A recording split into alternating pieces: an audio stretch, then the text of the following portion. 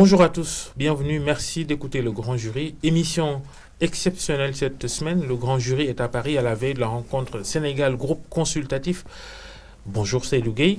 Bonjour Babacar. Notre invité, le porte-parole du gouvernement sénégalais donc. Les partenaires techniques et financiers du Sénégal qui vont décider de financer la phase 2 du PSE, le plan Sénégal émergent. Seydou Gueye, nous sommes venus vous trouver dans le 8e arrondissement où résident beaucoup d'officiels sénégalais qui vont participer à ce groupe consultatif édition numéro 2. Premier constat, la taille de la délégation sénégalaise cette fois. Elle semble moins grande qu'il y a 4 ans lors du premier groupe consultatif sur le financement de la phase 1 du PSE. On avait vu du monde ici qui n'avait d'ailleurs rien à faire à Paris et parfois aux frais du contribuable. Vous avez changé de démarche cette fois. Merci beaucoup. Je voudrais saluer vos auditeurs et vos téléspectateurs et puis renouveler le plaisir que j'ai tout le temps de répondre à votre invitation. Je crois que quand un enfant de Pikine rencontre un enfant de la Médina, c'est toujours comme ça. Beaucoup de... Il y a de Pikine qui gagne toujours. Bon, nous ne sommes pas encore en phase de victoire, mais en tout cas, retenons que c'est deux localités importantes dans notre pays. Merci donc de nous permettre d'échanger avec vous.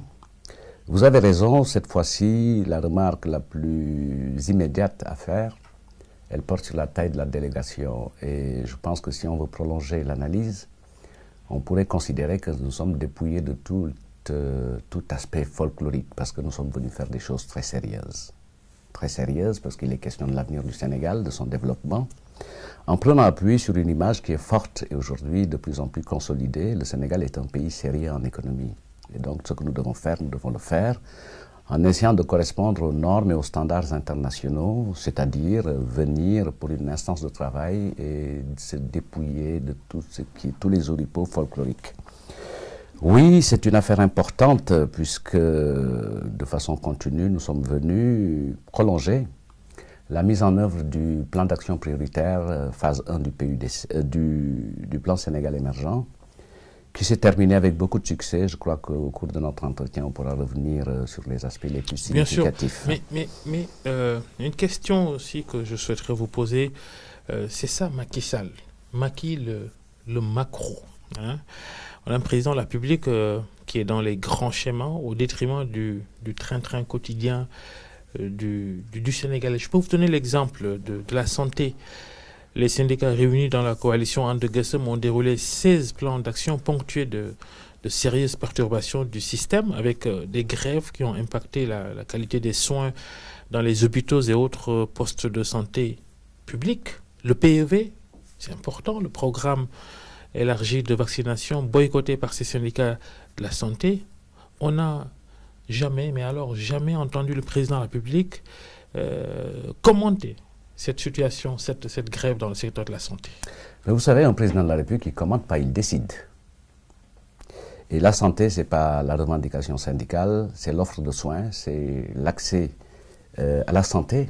Et à ce niveau-là, nous avons été assez performants, puisque je voudrais rappeler qu'entre 2012 et aujourd'hui, le taux de couverture et de taxe à la santé est passé de 20% à près de 50%, à la faveur de la mise en œuvre de la couverture maladie universelle. Maintenant, dans le secteur de la santé, il y a des difficultés qui sont d'ordre corporatiste, d'ordre de la revendication. Et globalement, sur ce terrain-là, on peut consigner que pour toutes les questions qui avaient une incidence et un impact budgétaire, dans la mesure des moyens de l'État, les choses ont été satisfaites. On peut prendre une valeur, pratiquement 3/4 des revendications ont été satisfaites. Maintenant, la question qui cristallise tout est autour du statut et du système de rémunération. Et là, rendez-vous a été pris. Parce qu'il ne s'agit pas uniquement une question du qui concerne d'ailleurs tous les fonctionnaires. Ça concerne tous les fonctionnaires. Il y a eu une étude qui a été faite pour évaluer le système et on est tous d'accord que c'est un système inégalitaire, c'est un système injuste, inique. La perspective tracée par le président Macky Sall, c'est de mettre les choses à plat et de voir comment créer les conditions de la performance d'une administration au moyen de la rémunération. Donc nous allons vers certainement des rencontres au sortir desquelles il pourrait maintenant s'agir de remettre à plat notre système et de régler, puisque vous le savez, il y a un désordre total. Il y a quelques années, le gouvernement avait procédé à un audit justement de la fonction publique pour déceler tous les problèmes, refaire les déséquilibres. Alors, il y a eu un audit, mais il y a une étude qui a porté sur le régime indemnitaire, qui a été faite par des experts. L'inspection générale d'État a donné également une suite à ça en se prononçant ou en donnant des avis. Maintenant, la question est de portée politique. Comment mettre à plat notre système pour aller vers un système plus juste, plus performant, plus incitatif. Et le désordre, je peux prendre un ou deux exemples pour que ceux qui nous écoutent comprennent davantage. Vous avez des disparités en matière d'indemnité. Vous pouvez avoir un corps qui a des indemnités de 200 000, alors qu'il y a un autre corps qui est de même niveau du point de vue du parcours et du cursus, où il n'y a pas d'indemnité.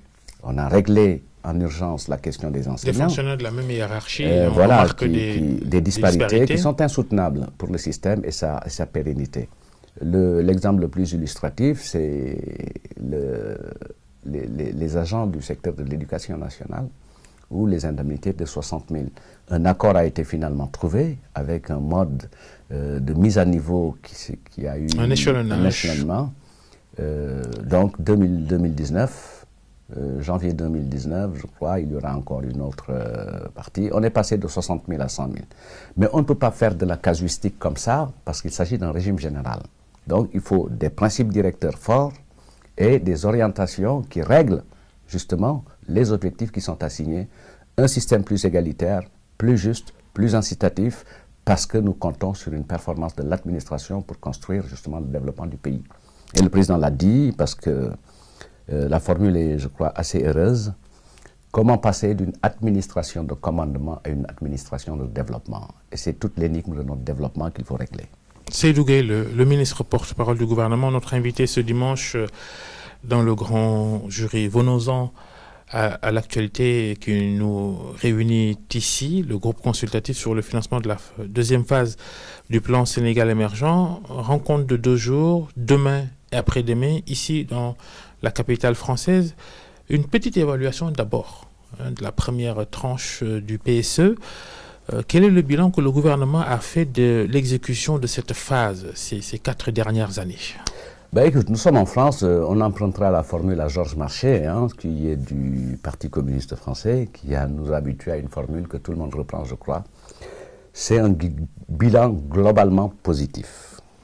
On va essayer de prendre axe par axe, les 3 axes. La transformation structurelle de l'économie, le développement d'une croissance inclusive et la consolidation de la gouvernance, de l'état de droit et de la paix. Si nous prenons l'axe 1, on peut retenir que le problème de départ, c'est que le Sénégal était confronté à une croissance erratique. Parfois c'était 1%, 2%, 4%, on passait de 4 à 6. Mais sur la période de mise en œuvre de la première phase du plan Sénégal émergent, nous avons réussi à stabiliser la croissance sur une moyenne, sur les 4 années, à plus de 6,5%. Donc on règle le problème de la croissance erratique. Si nous considérons les flux d'investissements directs étrangers, ils ont connu une hausse assez importante. Et dans le même ordre d'idée, les exportations ont augmenté dans notre pays. Donc la perspective de la transformation structurelle, c'est de changer le paradigme économique. Et aujourd'hui, de façon incidente, vous aurez certainement à consigner, à retenir qu'il y a eu un équilibre dans nos différents comptes et autres. Au niveau de la dette publique, malgré tout le bruit qu'il y a autour, nous en sommes à 47,7%. Loin, loin, loin du maximum fixé par notre cadre communautaire d'intégration. Vous prenez l'axe 2, à la faveur de programmes d'ajustement, de programmes de rattrapage infrastructurel tels que le PUDC, nous avons amélioré considérablement l'accès aux services universels et aux services sociaux de base. Mais ce n'est pas à une échelle, mais alors vraiment générale. Le PUDC a fait des choses, mais tous les jours, on entend des localités du profondeur du Sénégal. Ouais, elles ont raison. Elles ont raison de demander cette mise à niveau. Des localités des profondeurs du Sénégal revendiquer des infrastructures sociales de base qui font défaut. Alors, même l'accès à l'eau qui est aussi sensible. Il faut revenir aux échelles. Nous avons mis en œuvre le PUDC il y a quoi, 2-3 ans, pas plus. Et en 2-3 ans, vous ne pouvez pas régler tout ce retard d'investissement en matière d'accès aux services sociaux. Je prends un autre exemple, l'offre de soins en matière de dialyse. Nous sommes passés d'une 50aine de postes à près de 800 postes de dialyse sur la période. Vous prenez d'autres exemples qui sont les plus significatifs. C'est un gros chiffre que vous donnez là. C'est un gros chiffre. C'est énorme ce qu'on a fait en matière de postes de dialyse. Et c'est encore insuffisant au regard du nombre de Sénégalais qui ont besoin d'être soutenus de ce point de vue-là. Vous prenez un autre exemple sur le secteur deuxième axe toujours. La pauvreté, on a tendance à indiquer le tout par des pourcentages. Nous sommes passés sur la période de 46,7% de taux de pauvreté à 35,6%.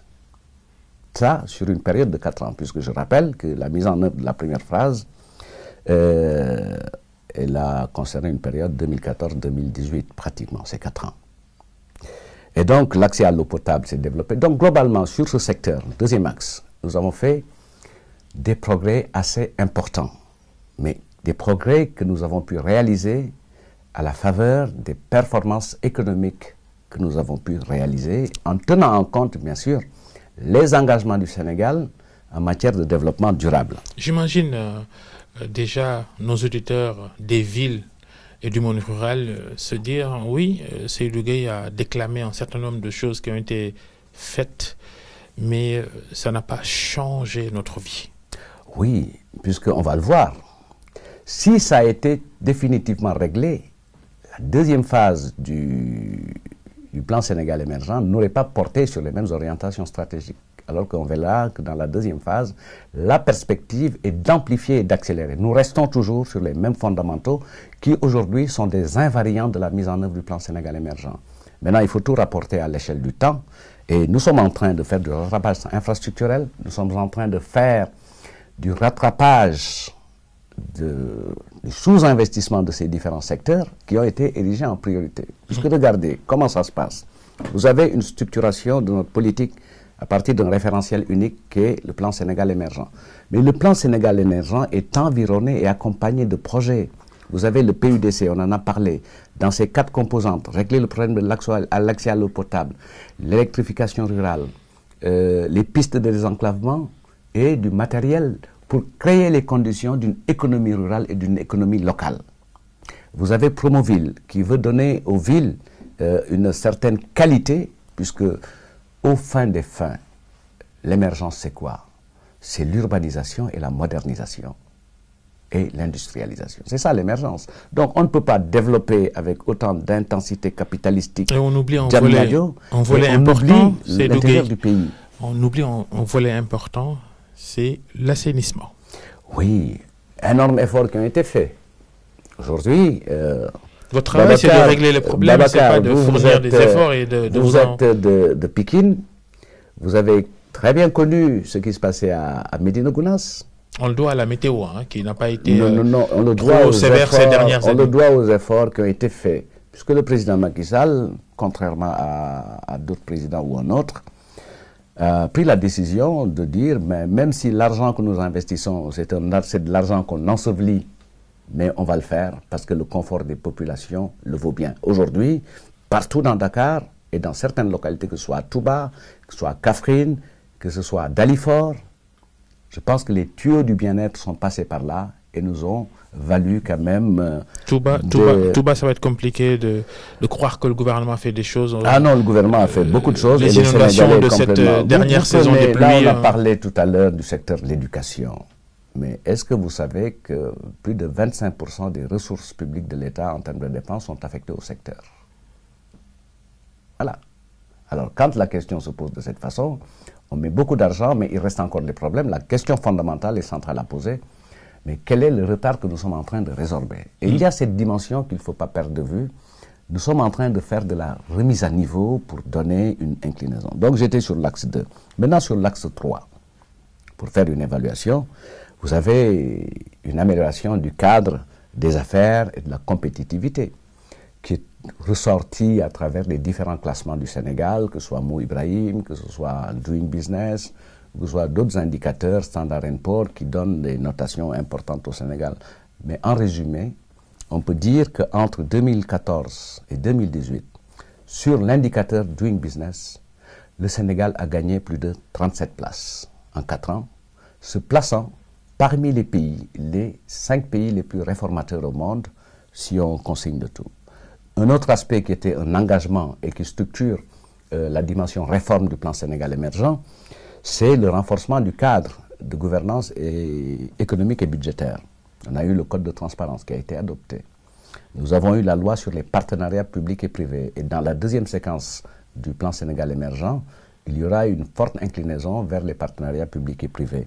Il y a toutes les dispositions qui ont été faites dans le cadre de la modernisation de l'administration fiscale et ce chantier qui est ouvert de la gouvernance territoriale.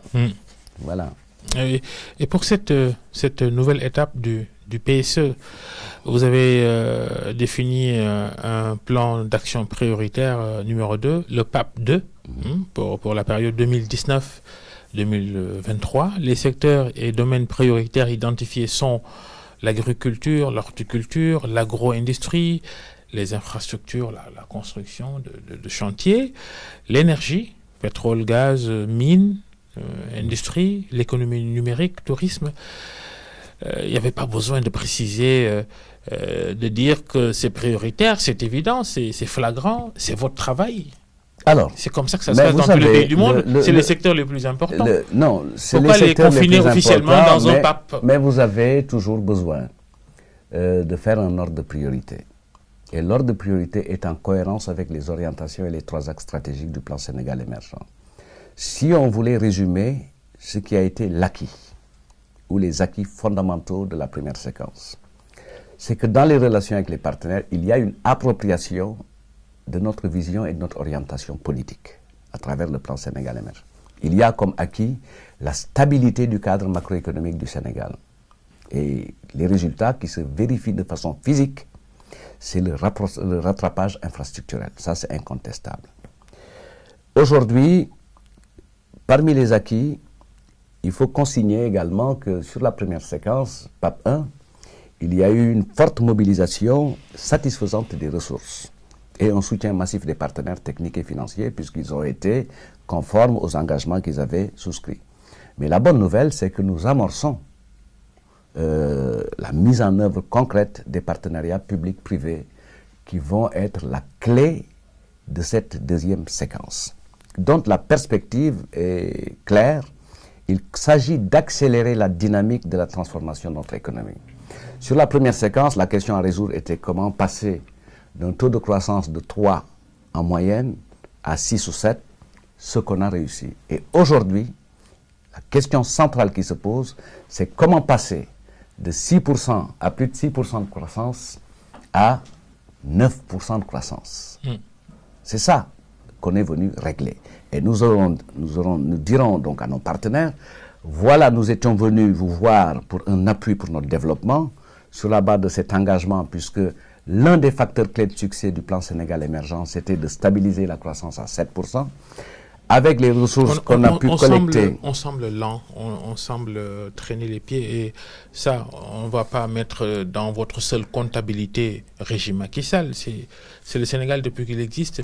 Quand en 2018, on se rend compte qu'on est seulement qu'à 13% d'industrialisation. C'est quand même incroyable.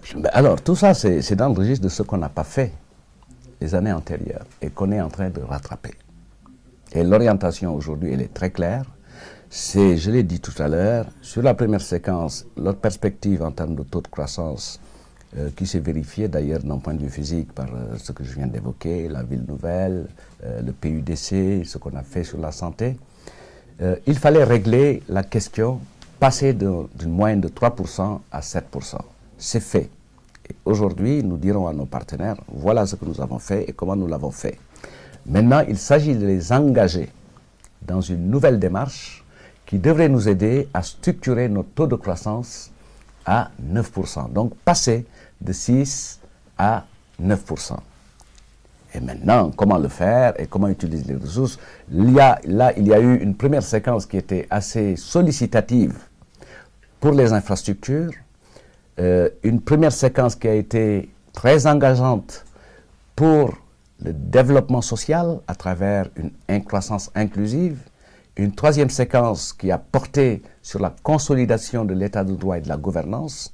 Maintenant, nous allons faire cap, je l'ai dit tout à l'heure, avec la mise en œuvre concrète des partenariats publics-privés, comment procéder à l'industrialisation. Les secteurs dont on a évoqué un tout petit peu la pertinence du choix, comme les mines, comme les hydrocarbures, comme l'énergie, tout ça va entrer en congruence avec cette vision. Et d'ailleurs, nous sommes arrivés des États-Unis où on a été signé le deuxième compact pour le Sénégal, qui porte sur l'énergie, du MCC.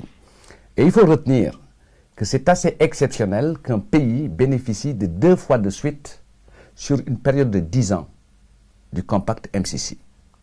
Mais le Sénégal a pu être élu et finalement a pu signer, puisque sur les 20 critères qui étaient posés par les partenaires, le Sénégal en a satisfait 16. Et aujourd'hui, le paquet que nous ramenons, qui porte sur un montant de 360 millions de dollars, va être destiné au secteur de l'énergie dans ses 2 composantes majeures, l'accès universel avec un effort très fort qui sera fait en direction du monde rural et le renforcement de notre réseau de distribution, puisque vous pouvez produire de l'énergie, de l'électricité, mais si vous n'avez pas le réseau, vous ne pouvez pas le stocker.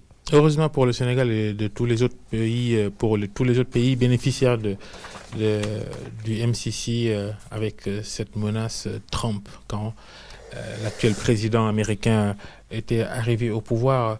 Si le temps le permet, on va encore parler du MCC, mais revenons à ces volontés souhaitées par le Sénégal de voir des investissements 2019-2023 dans cette deuxième phase du plan Sénégal émergent. Le coût, qu'est-ce que ça nous coûte? Ça nous amène à parler de l'endettement de l'État sénégalais, la dette publique, plus la dette intérieure.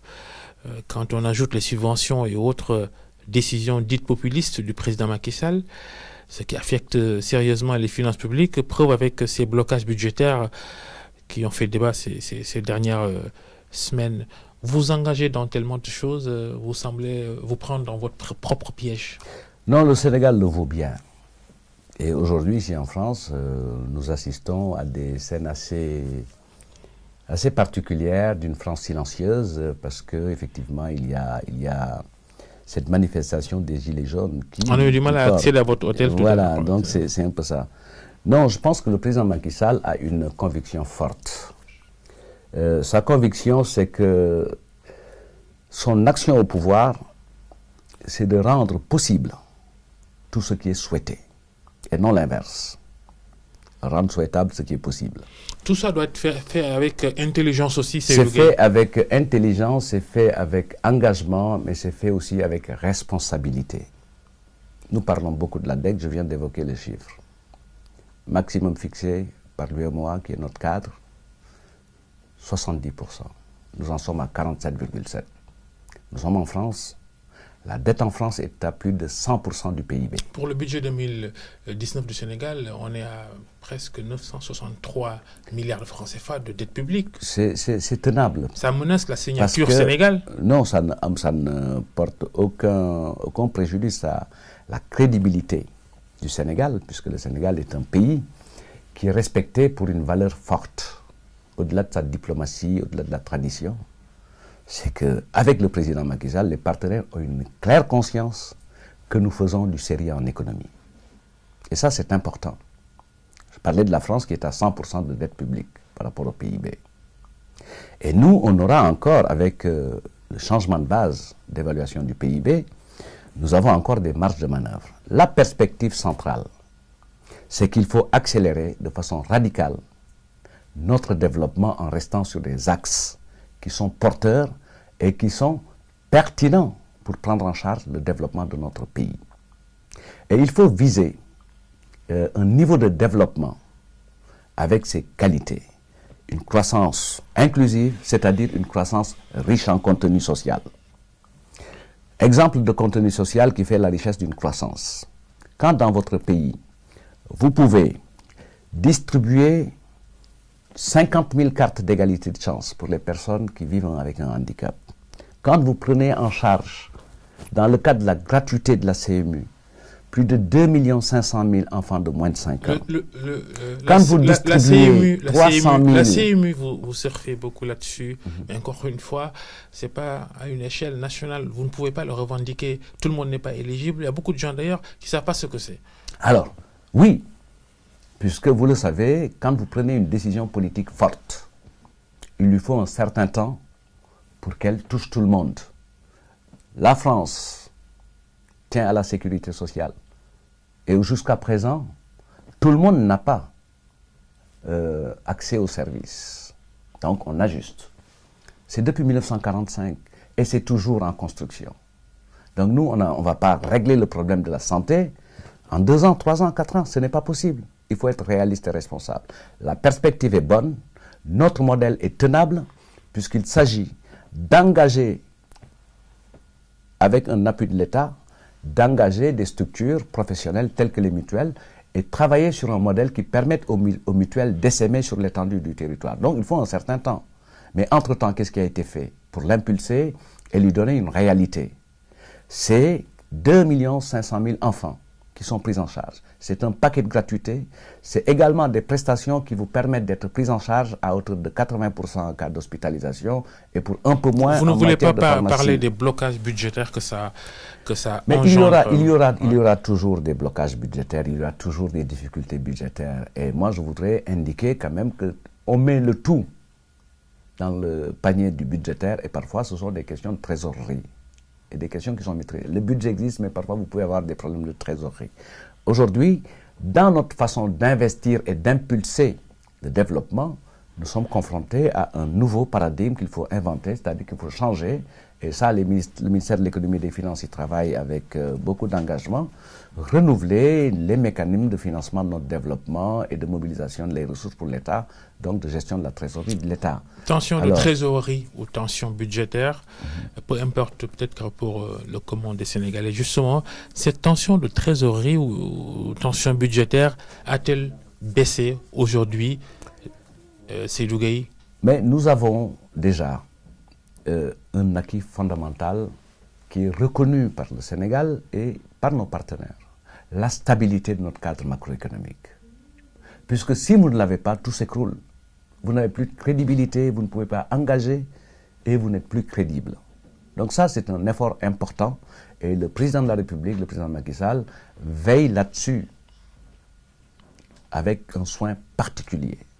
Maintenant, il arrive comme toi, hein, chez moi, ou mais répondez à la question. Cette tension qui a fait l'actu ces dernières semaines, aujourd'hui, quelle est la situation? Est-ce qu'il y a une accalmie? Ah, mais il y a une amélioration. Je ne parle pas d'accalmie, mais une amélioration. On va sortir de ça, nécessairement, puisque nous engageons déjà... Je parle de la vérité d'aujourd'hui. Vérité d'aujourd'hui, elle sera également celle de demain, puisque ceux qui ont en charge la gestion publique et des finances publiques ont suffisamment de responsabilités pour faire soutenir notre développement par des principes, des pratiques qui permettent de régler ça. Mais ça, c'est le lot quotidien de tous les gouvernements. Et c'est le lot quotidien de tous les pères de famille. On a des tensions quand c'est la rentrée des classes, on a des tensions quand c'est la tabaski, quand c'est Noël, on a des tensions, quand il y a un baptême, quand il y a des événements. Et on trouve toujours des solutions, en tenant compte de ce qui est possible. Et l'État du Sénégal est un État responsable. Je l'ai dit tout à l'heure, le président rend possible tout ce qui est souhaité et souhaitable, mais en le faisant avec les moyens de l'État, parce qu'il y a des choses à préserver et il y a des choses à consolider, puisque c'est ça qui permettra demain d'aller chercher des ressources, comme nous sommes en train de le faire dans le cadre de ce groupe consultatif pour la phase 2 du plan Sénégal émergent, du programme d'action prioritaire. Le grand jury qui reçoit, plutôt c'est Seydou Gueye qui nous reçoit à Paris, où il participe à ces rencontres de 2 jours, lundi et mardi, demain après-demain, avec les bailleurs de fonds pour le financement de la phase 2 du plan Sénégal émergent. Tellement d'actualité, vous êtes le porte-parole du gouvernement. Les contrats, c'est important aussi, les contrats sur les ressources naturelles, le gaz, le pétrole, le fer, l'or. Sur l'exploitation, par exemple, des mines d'or de la Falémé, le gouvernement a semblé marquer un stop après le début de polémique qu'il y a eu sur la concession qui allait être faite à un groupe turc. Hein. Le gouvernement ne recule pas sur des questions comme ça. Le gouvernement n'est guidé que par l'intérêt du Sénégal. Il y a eu un vacarme autour de ça, au tout début, qui n'était pas d'ailleurs fondé sur la vérité, puisqu'on avait accusé le gouvernement d'avoir signé alors que le gouvernement était en pourparlers. Et si le gouvernement devra signer, il le fera sans trembler. Il le fera sans trembler. D'un point de vue global, sur les contrats pétroliers et sur les contrats relatifs aux ressources naturelles, il faut remarquer et l'indiquer très clairement qu'en matière de transparence, le gouvernement a fait plus que ce qui est exigé par le cadre de gouvernance mondiale, qui est l'ITIE. Et je voudrais signaler que le Sénégal est le 3e pays au monde à avoir eu cette qualification d'un pays qui a accompli des progrès satisfaisants. La deuxième chose, aujourd'hui, la perspective qui est tracée en matière de gestion des ressources pétrolières. C'est 3 mouvements importants. Le premier, la mise à jour et l'adaptation du code pétrolier à notre nouveau contexte. Celui qu'on avait ne prenait pas en compte, prenait beaucoup plus en compte l'attractivité pour qu'on vienne faire de la recherche. Maintenant que nous en avons découvert, il faut changer de paradigme. L'objet du code pétrolier, c'est de s'adapter au contexte avec une perspective politique clairement indiquée. Comment faire pour que les dispositions pertinentes du code soient profitables aux Sénégalais en termes d'exploitation. Première loi. La deuxième loi, c'est une loi d'orientation. Son objet est de répartir en 3 parties les ressources tirées de l'exploitation du pétrole. Une partie importante au service du budget de l'État, une autre partie au profit des concitoyens contemporains qui sont encore en vie, et une 3e partie de ces ressources affectées aux générations futures. Et le 3e texte, c'est ce qu'on appelle la loi sur le local content ou le contenu local. Quelles sont les activités qui seront principalement et exclusivement réservées aux Sénégalais dans le cadre de l'exploitation du pétrole? Donc, ayant mis en place d'abord un cadre de gouvernance stratégique qui est le COS, qui va être élargi à la société civile, et en adaptant notre législation et en donnant des orientations pour que les ressources tirées profitent aux Sénégalais, je pense que nous sommes en train de nous donner les moyens et toutes les opportunités pour éviter la malédiction du pétrole. Maintenant, il y a le bruit autour de ça. Je pense qu'il n'est pas significatif. Ah si, il n'est pas significatif.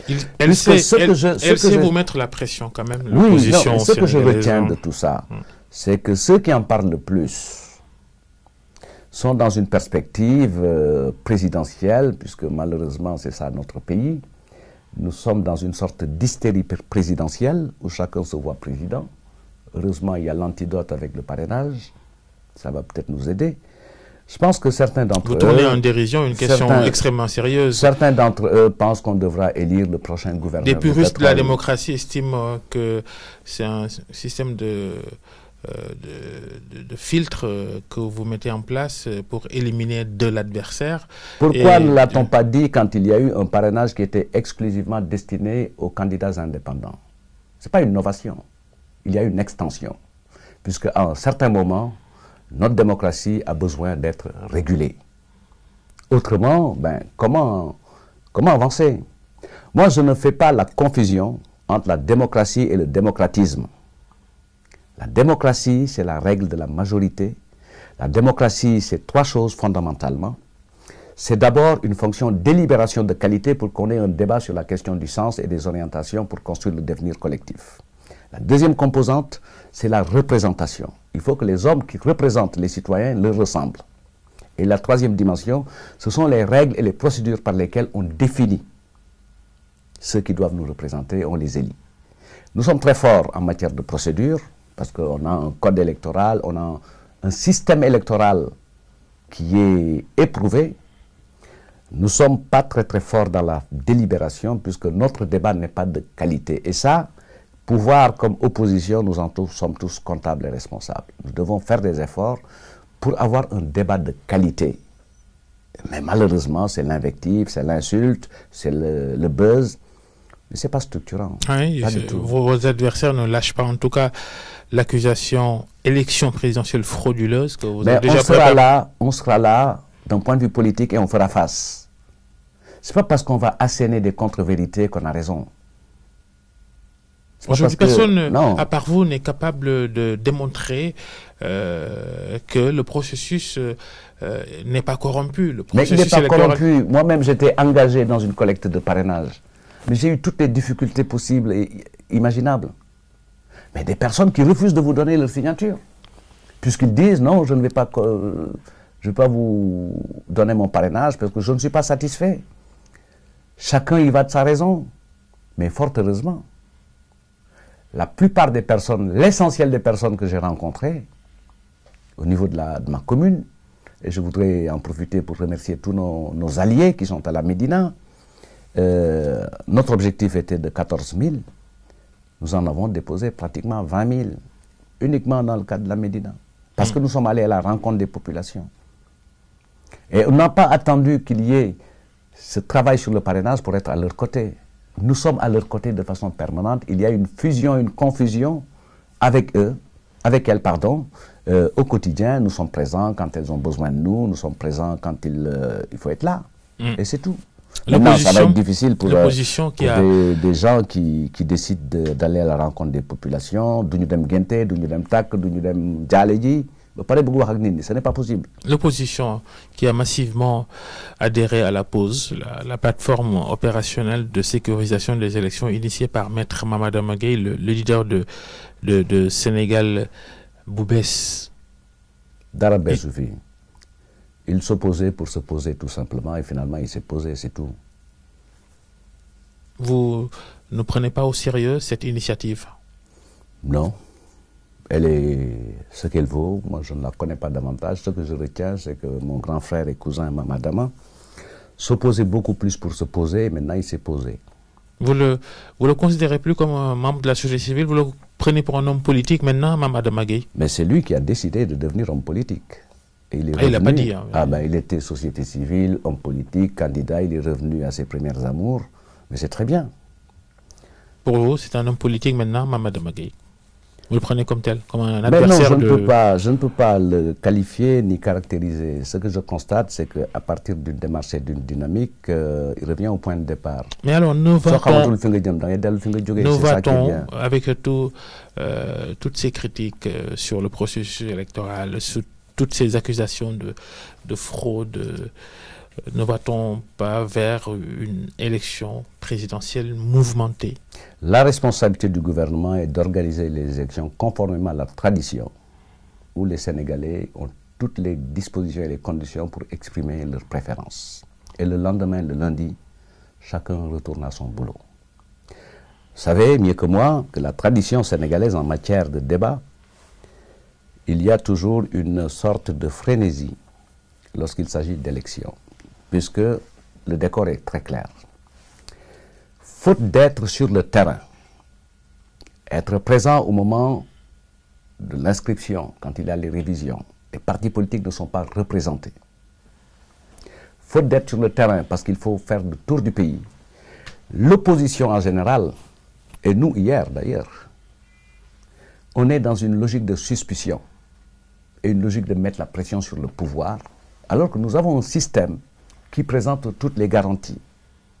Chaque acteur a des responsabilités clairement indiquées. L'opposition qui demande à accéder au fichier électoral à certaines données, le ministère de l'Intérieur a refusé.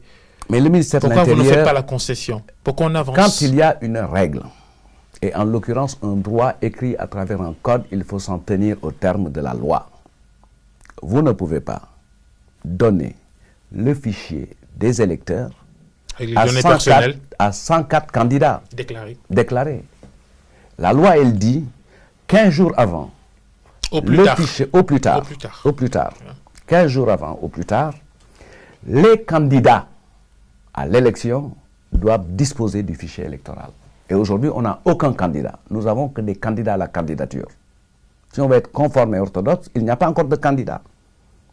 Puisque le candidat est celui qui est passé à travers tout le filtre et l'instance habilitée à déclarer la candidature, à accepter, à valider une candidature, ne s'est pas encore prononcée. Il y a problème quand au sommet de l'État, on entend certaines déclarations, le président ou le Premier ministre et le ministre de la Justice qui disent on n'aura pas plus de 5 ou 6 candidats à la présidentielle.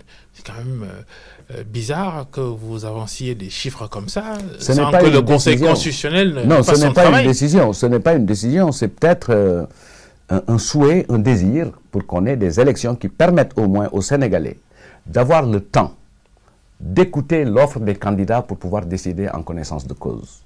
C'est ça le souhait. Et une démocratie de qualité, c'est une démocratie où avant que le citoyen, qui a un droit fondamental, le citoyen sénégalais a un droit fondamental, quelle que soit son option, il a le droit de dire son avis sur le projet de modernité de sa société. Et moi, je me bats pour que chaque citoyen puisse exprimer sa préférence et décider. C'est l'avenir de son pays. Maintenant, quand nous sommes 150 candidats, vous n'avez même pas 2 minutes à la télé pour parler aux gens. Il faut être sérieux.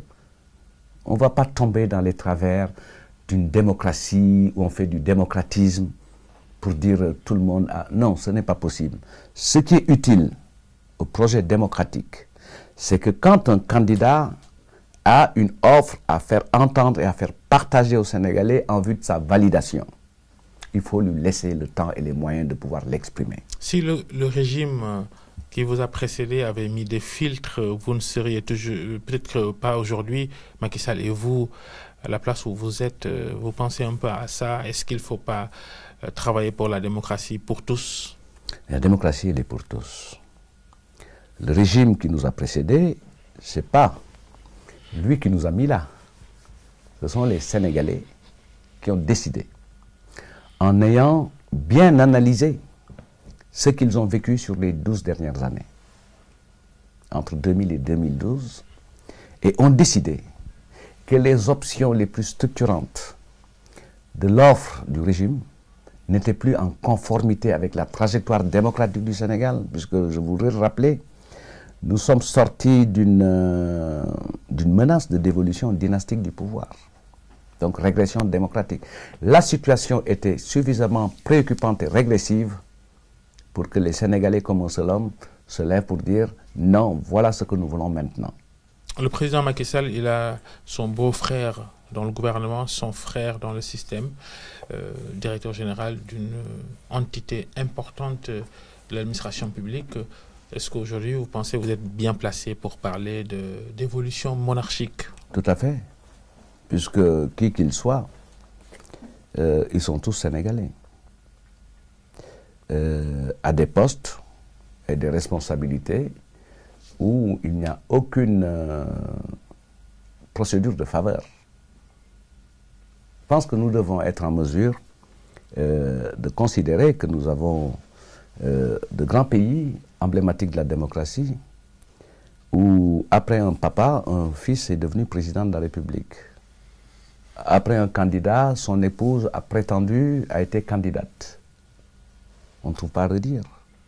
Karim Wade, on en parle, ses partisans, ses proches annoncent son retour pour bientôt.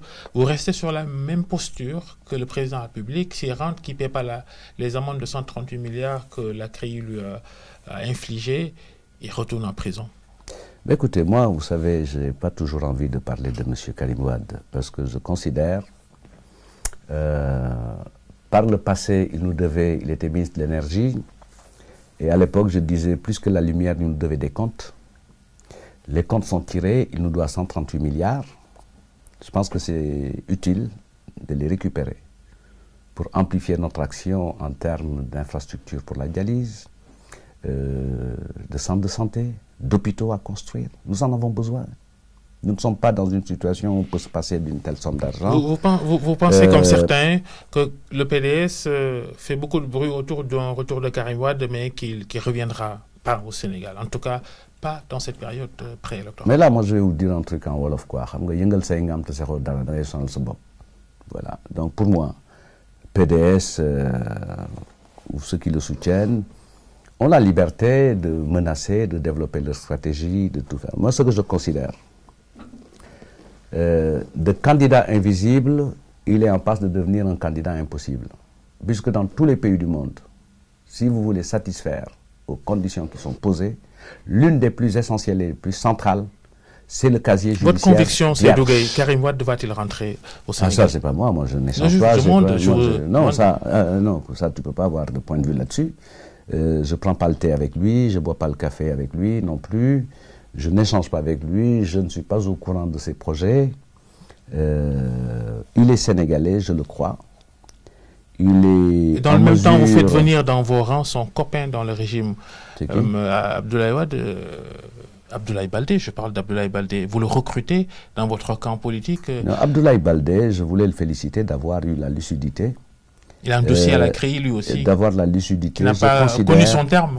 Moi, je considère Abdoulaye Baldé... Pourquoi vous recrutez quelqu'un dont la justice n'a pas encore décidé de son sort Abdoulaye pour Baldé des accusations aussi graves? Alors, Abdoulaye Baldé a pris en toute lucidité sa décision de venir prendre sa part de responsabilité dans la nouvelle majorité qui devra soutenir. Il y a un concert de réprobation de sa venue dans le camp présidentiel. Vous êtes au courant. L'opinion se demande, mais alors, à quoi joue Macky Sall? Moi, je considère l'argumentation que j'ai entendue de la bouche même du ministre d'État Abdoulaye Baldé, maire de Ziguinchor, qui s'est félicité des efforts faits pour la Casamance, sa préoccupation puisqu'il en est le maire, et qui a une claire conscience de la trajectoire que nous sommes en train d'emprunter. Et je pense qu'aujourd'hui, il y a des hommes et des Sénégalais qui ont compris que l'élection en 2012 du président Macky Sall a été le flux d'un élan collectif. Et pendant les 7 années, le président a travaillé à dessiner un autre pays, à lui donner un autre avenir. Et dans le même mouvement, il a toujours appelé pour une mobilisation générale de tous les Sénégalais afin qu'on converge vers ce qui est essentiel et structurant. Comment sortir notre pays des difficultés connues par le passé. Dans la même philosophie, une réconciliation avec le PDS, son leader Abdoulaye Wade, son fils Karim Wade, est-elle possible si on s'en tient à ce que vous venez de dire? Moi, je n'ai jamais considéré qu'il y avait rouleau entre le PDS et l'APR. Chacun occupe une position, chacun a une vision qu'il développe. On a toujours mal engagé cette question en parlant de retrouvailles libérales, là où le président de la République a parlé d'un dialogue national et au service exclusif du Sénégal. Les retrouvailles libérales sont de dimension partisane. On va poser la question des retrouvailles Wade-Macky Sall, Abdoulaye Wade-Macky Sall, sont-elles possibles avant la présidentielle ou après? Écoutez, ils ont au moins en commun... Répondez directement à la question. Non, mais parce que vous me posez une question que je ne comprends pas et je n'en vois pas l'intérêt. Je crois que ce qui intéresse les Sénégalais, c'est comment le Sénégal peut se développer. Ce qui intéresse les Sénégalais... On vous voit faire venir dans votre camp des gens de l'opposition. C'est pour ça qu'on pose la question. Elle est légitime, la question. Écoutez, si moi je serais heureux demain que le président Abdoulaye Wade dise qu'il est venu soutenir le président Macky Sall pour le projet, pour le développement du Sénégal, je serais tout heureux et je crois que beaucoup de Sénégalais seraient heureux. Vous savez, le président Macky Sall et Abdoulaye Wade ont au moins un impératif, tous les deux. Et le président Macky Sall se tient à ça. Il est engagé dans la grande histoire du Sénégal. Et le président Abdoulaye Wade a eu aussi une responsabilité d'être engagé et de faire la grande histoire du Sénégal. À certains moments, pour quelques raisons que je ne maîtrise pas, il a été un peu envahi par les petites histoires. C'est tout. Votre cas à l'APR, à Dakar, beaucoup de pontes de l'Alliance pour la République qui revendiquent le titre de patron du parti à Dakar. Je vois d'ailleurs là où je vous ai trouvé pour faire cette émission, je vois du Amadou Ba, du Abdoulaye Diouf Sarr. Qui est le patron de Dakar à l'APR pour vous? Nobody, personne. C'est pas possible. Moi, je me considère comme un soldat engagé dans des troupes conduites par le général, le président Macky Sall, qui ont l'oubli. Vous êtes également le porte-parole de l'APR, un parti qui existe, qui gagne le pouvoir, qui ne se structure pas, qui n'a jamais fait de congrès pour désigner ses leaders locaux. Mais on a eu une conviction de départ, une bonne intuition. Et notre bonne intuition, c'était de dire qu'est-ce que nous voulons. Est-ce que nous voulons un parti organisé à la manière des vieux partis, en tenant compte des mutations dans la vie politique, les nouvelles façons de militer? Est-ce qu'on veut un parti structuré qui a le confort et l'avantage de dire voilà, je suis bien organisé, bien ordonné? Ou est-ce que nous voulons un parti qui gagne des élections? Et on a fait l'option de dire nous voulons un parti capable de gagner des élections. Vous gagnez avec d'autres, vous êtes dans une coalition qui s'appelle Benno Bokk Yakaar. Ouais. Merci en tout cas Seydou Gueye d'avoir répondu à nos questions. C'était le grand jury en direct de Paris, où demain le Sénégal rencontre ses bailleurs de fonds, demain lundi et mardi ouais. Dans le cadre du financement de la phase numéro 2 du plan Sénégal émergent. Merci. Malheureusement, on n'a pas eu le temps de revenir sur le programme du candidat Macky Sall, Liggéeyal Ëllëg, qui a été présenté lors du congrès d'investiture. Mais demain, il y aura quand même certainement l'avantage de prendre Il est confiant, votre candidat, parce qu'il a même le temps d'écrire un livre pour raconter sa vie. Lecture de premier degré. Merci Seydou Gueye, bon dimanche, chers auditeurs. Et puis, merci aux équipes de TFM avec qui j'ai réalisé cette émission de Paris. Sarah Cissé et ses équipes. Bon dimanche, restez avec nous. Merci bien.